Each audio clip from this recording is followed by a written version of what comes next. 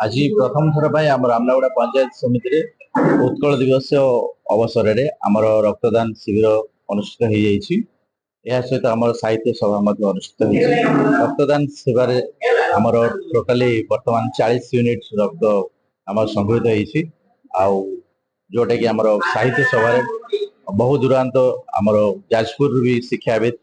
आउ साहित्य संकलन उपस्थित रही आम साहित्य पाठ आलोचना होती जोटा कि आम प्रथम थर आम पंचायत समिति एत सुंदर भाव आयोजित कर ब्लॉक प्रशासन एवं समस्त आयोजित टीम से हम बहुत धन्यवाद दूचु। आईटा है आमर बहुत बड़ अचिवमेंट आम अस्मिता आम परंपरा आम संस्कृति को आम पुनर्बार बजाई पार्छु। एम आज गौरव एवं गर्व मान कर बहुत धन्यवाद। डॉक्टर रुद्रनारायण पृष्टि सभापति जाजपुर जिला लेखक सम्मेलन आज रामनागुड़ा ठारे ये जो उत्कल दिवस पालन उपलक्षे कवि सम्मेलन साहित्य सभा पिला प्रभात फेरी जिते सबू कार्यक्रम होता अत्यंत आनंददायक एवं स्मरणात्मक। यही अवसर में आमे आमर जननायक उत्कल गौरव मधुसूदन दास पंडित गोपबंधु दास पाला महाराजा कृष्णचंद्र गजपति नारायण देव व्यास कवि भगीर मोहन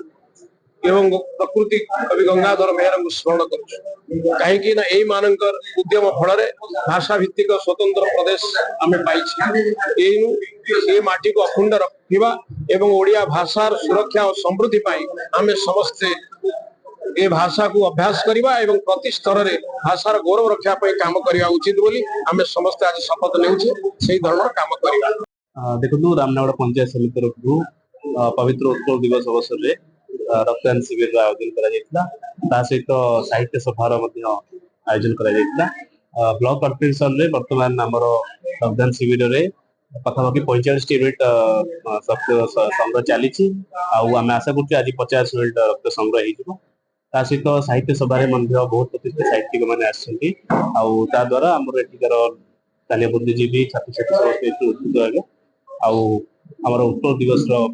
सार्थकता रही दिवस महत्व रही समस्ते उपलब्ध।